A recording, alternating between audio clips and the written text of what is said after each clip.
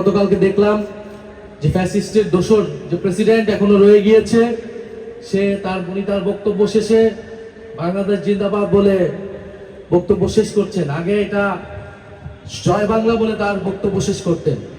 তো জয় বাংলা বাংলাদেশ জিন্দাবাদ হয়ে গিয়েছে। এখন বাংলাদেশ রাষ্ট্রটারও এখন এই পরিস্থিতি, যেখানে জয় বাংলা ছিল সেখানে জিন্দাবাদ লাগানো হয়েছে, কিন্তু দেশের আসলে কোনো পরিবর্তন হচ্ছে না। পরিবর্তনের পক্ষে কোনো ইতিবাচক মনোভাব আমরা সরকারের পক্ষে দেখছি না। মার্চ মাসে আগে মুজিব থাকতো, সেখানে জিয়া প্রতিস্থাপিত হয়েছে, একটা দলের জায়গায় আরেকটা দল প্রতিস্থাপিত হচ্ছে, কিন্তু বাংলাদেশের মানুষের ভাগ্যের পরিবর্তন হচ্ছে না। আমাদের নারীরা আরো নিরাপত্তাহীনতায় ভুগতেছে। ইন্টারিম সময়ে আমরা নারীদের নিরাপত্তাহীনতা নিয়ে অনেক কথা শুনেছি, আমরা নিজেরাও বলেছি।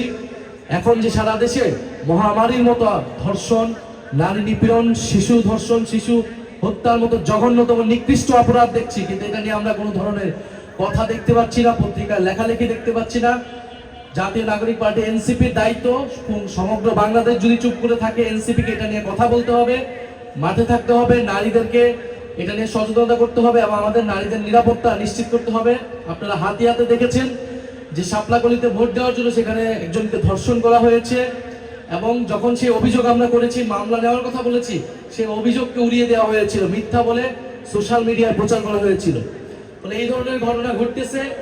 আমাদেরকে এই বিষয়গুলোকে প্রতিবাদ জানাতে হবে এবং সংস্কারের পক্ষে, বিচারের পক্ষে কথা বলতে হবে। আপনারা সেই বিষয়ে কথা বলবেন এবং পাশাপাশি স্থানীয় সরকার নির্বাচনের জন্য কাজ করবেন এবং সংগঠনকে শক্তিশালী করবেন। আমরা ঢাকা বিভাগে, ঢাকা মহানগরে এনসিপি শক্তিশালী সাংগঠনিক অবস্থান চাই। আজকের আমাদের সাইফুল্লাহ হায়দার ভাই রয়েছেন বিভাগীয় সম্পাদক, এছাড়া যারা নেতৃবৃন্দ রয়েছেন, প্রার্থীরা রয়েছেন, বিএনপি জামাতের যে সকল প্রার্থীরা নেতৃবৃন্দ উপস্থিত রয়েছেন, তাদেরকে আমরা আন্তরিকভাবে ধন্যবাদ জানাচ্ছি।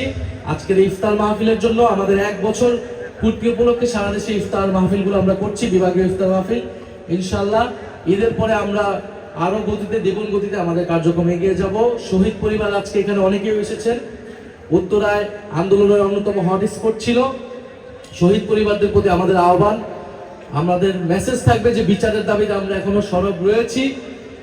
ট্রাইব্যুনালের চিফ প্রসিকিউটর পরিবর্তন করে দিয়ে আছে, কোনো ধরনের জবাবদিহিতা ছাড়াই। আপনারা জানেন আমরা বিচার নিয়ে জাতীয় নাগরিক পার্টির আলাদা একটি কমিটি করেছি, যেখানে দেশি বিদেশি বিশেষজ্ঞরা রয়েছেন, শহীদ পরিবারের প্রতিনিধিরা রয়েছেন।